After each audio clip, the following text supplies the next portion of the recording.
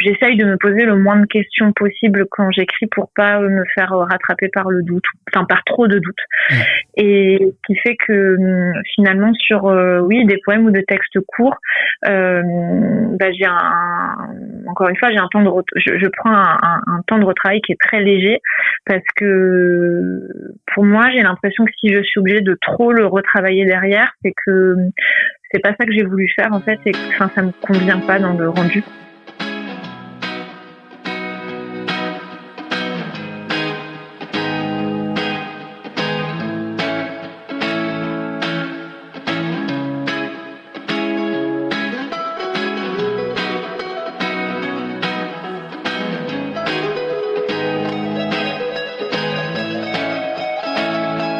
Julie Neveu, l'endroit d'où j'écris.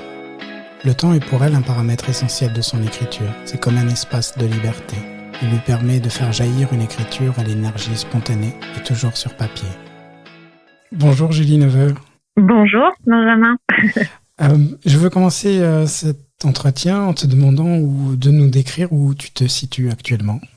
Alors là, actuellement, je suis dans une chambre à coucher d'une maison bordelaise en pierre, enfin vraiment la maison traditionnelle en fait, parce qu'on est je suis de passage sur Bordeaux, qui est une ville dans laquelle j'ai vécu longtemps, et donc là, je me suis isolée dans cette chambre le temps de l'entretien. Okay. Une très belle chambre, ceci dit au passage. Et donc, en vacances en ce moment, est-ce que tu profites des vacances pour écrire ? Oui, j'ai en fait, on va avoir entre guillemets 3 temps de vacances. Là, cette semaine, donc sur Bordeaux, c'est un temps avec beaucoup d'écriture, mais d'écriture avec une orientation, on va dire, plus professionnelle, parce que c'est des articles que je suis en train de rédiger qui m'ont été commandés, et avec un peu d'écriture ponctuellement, des petites choses pour moi.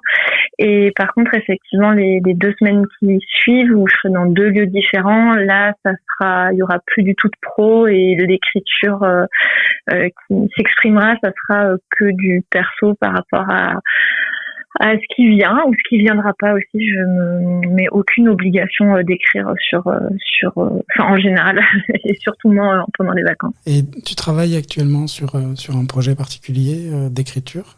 Alors, je viens de terminer en juin un recueil d'haïkus qui est en soumission en maison d'édition, et j'ai d'ailleurs demain un entretien avec une éditrice, donc je suis très émue et très impatiente de voir ce que ça va donner. Super. Ouais. Et là, je suis en réflexion pour la suite, parce que j'ai plusieurs choses dans les tiroirs, et pour l'instant, je me suis pas encore fixée sur un projet en particulier. Est-ce que tu peux, en refaisant le fil de l'écriture, revenir à tes tout débuts et indiquer comment tu y es venu ? Alors, il y a eu un long moment en fait où j'avais l'impression de manquer de légitimité, parce que j'entendais toutes les personnes qui écrivaient dire qu'elles avaient commencé à écrire avant de marcher, et en fait moi ça n'a pas du tout été le cas. En fait, j'avais un journal comme beaucoup d'adolescentes, j'écrivais des petites histoires, recopier des paroles de chansons comme toutes les adolescentes aussi, je pense. Et après j'ai commencé à écrire encore une fois avec plutôt en pro, parce que j'ai fait des études de communication visuelle au départ, et j'avais des cours de conception-rédaction. Oui. Donc c'était vraiment de l'écriture orientée.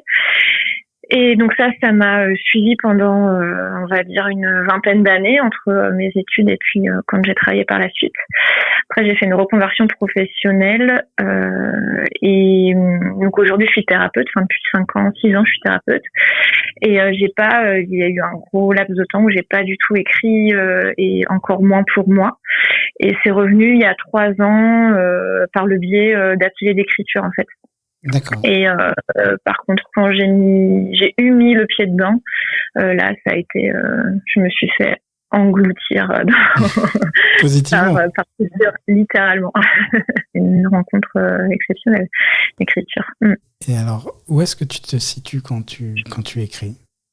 Je suis en Bretagne, à Concarneau, dans le Finistère Sud. Donc c'est une ville de bord de mer, une petite ville, et où je vis toujours d'ailleurs aujourd'hui.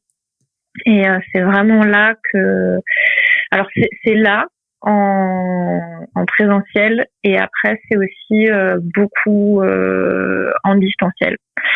Mais avec des personnes physiques, quoi, avec qui je travaille encore aujourd'hui très régulièrement en coworking.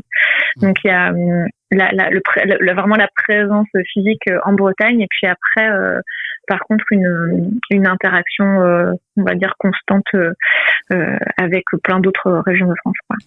Et alors c'est très mobile, donc il y a surtout l'idée du mouvement au moment où j'imagine tu écris, parce que tu passes d'un endroit à l'autre. Est-ce qu'il y a une pièce particulière? Est-ce qu'il y a une forme de routine d'écriture qui s'installe? Ouais, j'ai un lieu. J'aurais adoré avoir ma pièce, mon bureau chez moi, mais c'est pas possible. Mais on a un bureau qui est un bureau partagé dans notre grande pièce à vivre, où on a notre salon, salle à manger, et j'écris toujours sur ce bureau, en fait. Soit sur mon carnet, soit sur l'ordinateur, mais je suis toujours à cet endroit, effectivement. Et l'écriture entre le carnet et l'ordinateur, est-ce qu'elle est différente? Est-ce que par exemple sur le carnet c'est plus de la prise de notes et ensuite de la réécriture à partir de ces notes? Le carnet, pour moi, tout ce qui est en lien avec la poésie, ça passera toujours par le carnet. J'écrirai jamais directement sur l'ordinateur. En fait, j'y pense même pas. Ça c'est pas comme ça. Et non, l'ordinateur, je vais m'en servir plus quand je travaille sur des projets longs. Long. Alors plus long, on va dire, que des poèmes, c'est-à-dire dès le format nouvelle, ou même sur les projets de romans, où là je travaillerai vraiment tout le corps du texte sur l'ordinateur. Et la prise de notes, effectivement, je la fais par contre sur plein d'endroits, en fait. J'ai d'ailleurs suivi l'excellent module de Laura Vasquez sur la gestion de ses notes. Ça m'a beaucoup aidé. Et donc j'ai des notes sur mon téléphone, j'ai des notes dans mes carnets, dans mon sac, mais par contre après je centralise vraiment tout sur l'ordinateur. Ouais. Est-ce qu'il y a quelque chose en particulier qui t'aide dans l'écriture? Alors je sais que c'est pas l'idéal, parce que disons que ça m'arrangerait que ce soit autrement, mais moi ce qui m'aide, c'est d'avoir le temps. En fait, j'ai du mal à écrire si j'ai pas 2-3 heures devant moi.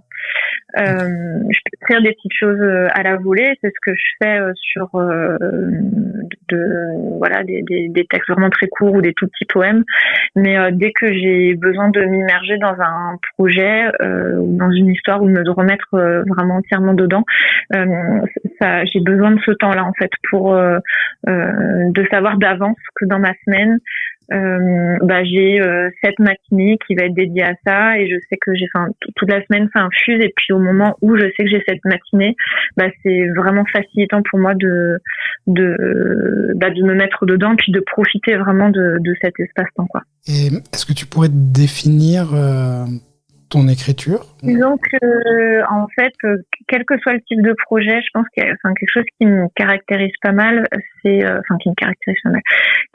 correspond pas mal à ma façon de fonctionner, que je n'ai pas choisi, mais qui s'installe comme ça, c'est que je retravaille finalement assez peu les textes. Soit je les garde, soit je les garde pas. Je les retravaille, forcément, je vais les relire, les corriger, travailler la fluidité, mais j'y vais beaucoup au ressenti, et en fait j'essaye de me poser le moins de questions possible quand j'écris, pour pas me faire rattraper par le doute, par trop de doute. Et ce qui fait que finalement sur des poèmes ou des textes courts, j'ai encore une fois, j'ai un temps je prends un temps de retravail qui est très léger parce que pour moi, j'ai l'impression que si je suis obligée de trop le retravailler derrière, c'est que c'est pas ça que j'ai voulu faire en fait, et que ça me convient pas dans le rendu. Ouais, je fais des textes assez courts aussi. Okay. Même sur des projets longs, je serai sur des propositions plus courtes que ce que d'autres pourraient faire. Bon, après, il n'y a pas de point de comparaison à avoir. Non, j'ai marqué quand même que c'était... Enfin voilà, ça revenait en tout cas dans ce que je fais, quoi. C'est pas la quantité qui compte. Ouais, tout à fait. Non, mais ça, je suis en paix avec ça. Maintenant, je me pose plus la question. Même si effectivement, au départ, ça peut faire partie des questions qu'on se pose. Maintenant, je me la pose plus du tout. En fait, je sais que c'est comme ça, quoi. Pour conclure l'entretien, je t'ai demandé de choisir un texte et d'abord d'évoquer la raison de ce choix. Oui. Alors, j'ai pas hésité très longtemps. Parce que pour le coup, comme je te le disais, moi c'est un texte qui m'a apporté vraiment une très grande autorisation dans mon écriture, de liberté en fait dans le rythme. Je pense que ça va avec ce côté spontané qu'on évoquait juste avant. On m'a alors, ça a pu être reproché ou caractérisé souvent d'être trop à différents niveaux, et je savais pas quoi faire de ce trop. Et j'avais l'impression que ça pouvait être réellement un problème en écriture, parce qu'on a pu me faire penser que ça l'était aussi. Et en fait, quand j'ai découvert ce texte, cet auteur, je me suis dit que non, il y avait des choses à faire avec ce trop en fait, et cette vie très présente, et ça m'a apporté beaucoup de plaisir à la lecture, et ça m'a fait beaucoup de bien après moi dans mon écriture par rapport à ce que je pouvais m'autoriser à faire en fait. Et donc il s'agit de lever de suspense. Il s'agit de Christian Bobin, et notamment là c'est un extrait que j'ai choisi dans son livre La folle allure. Il y a la particularité, donc c'est un chapitre entier qui fait 6 pages, et c'est une seule phrase en fait qui fait 6 pages. Et c'est ça que j'ai trouvé fabuleux dans ce livre. Déjà, il y avait des phrases relativement longues sur les chapitres précédents, mais là, il y a cette intro, et en fait, on est sur une phrase qui s'arrête plus, mais en même temps, on n'a pas envie qu'elle s'arrête. Et voilà, on retrouve tout le côté... pour moi hyper vivant, accessible, lumineux, généreux de Bobin en fait, et de ce que j'aime dans l'écriture. 3 années avec l'ogre, 3 années apparentes, en vérité 3 siècles. Je ne peux rien dire de cet amour, je ne peux que le chanter. Peut-être n'ai-je noirci toutes les feuilles qui précèdent que pour en venir à celle-ci. Peut-être n'ai-je conçu toutes les autres phrases que pour donner le jour à celle-ci. Une phrase de 3 ans, avec seulement des virgules, pas de point final ou le plus tard possible. Une phrase comme un amour de 3 ans et 3 siècles. Une phrase pour dire ce que je ne pourrais jamais dire. Cette joie qui m'arrive, qui déferle et m'enlève de tout pour me remettre à moi, et me révèle, comme c'est petit, ce qu'on appelle moi, comme c'est maigre et sans vraie consistance. Avant cet amour, je n'étais pas née. Avec cet amour, je suis morte. Je suis passée d'un néant à un autre. Le premier était triste et lourd. Le second est radieux, sec et vif, comme une attaque en musique, une vibration d'Archet, une pirouette de Jean-Sébastien Bach. C'est la première chose que j'apprends de l'ogre. Le vrai nom de l'ogre, c'est Alban, mais je l'appelle l'ogre. Je choisis de l'appeler ainsi, ça lui va mieux. Je me trouve dans son cœur, comme au nocturne d'une forêt. C'est la première chose que j'apprends de lui, son goût pour Bach, sa folie pour Bach. Jour et nuit, l'ogre écoute Bach.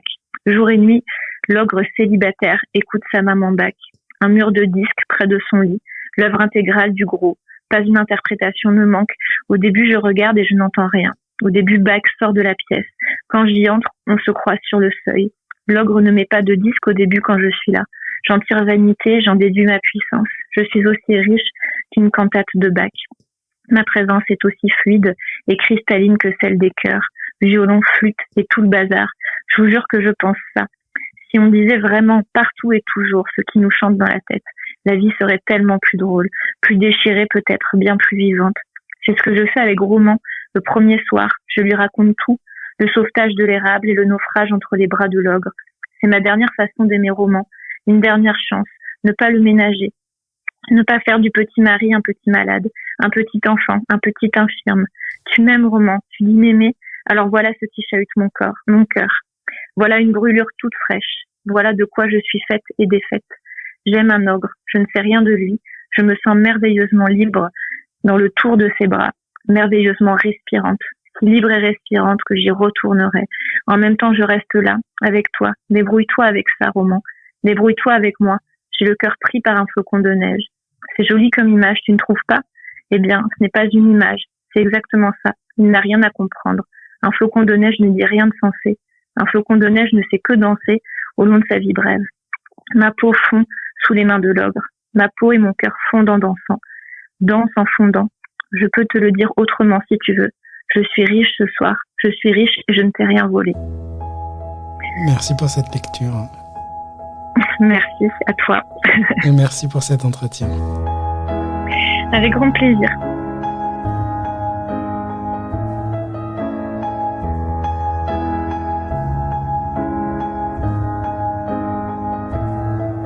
C'était Julie Neveu.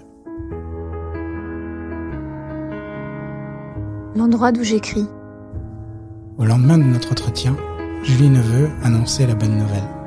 Son recueil de haïkus, intitulé Amour Saison, paraît au printemps 2026 chez Steren Éditions.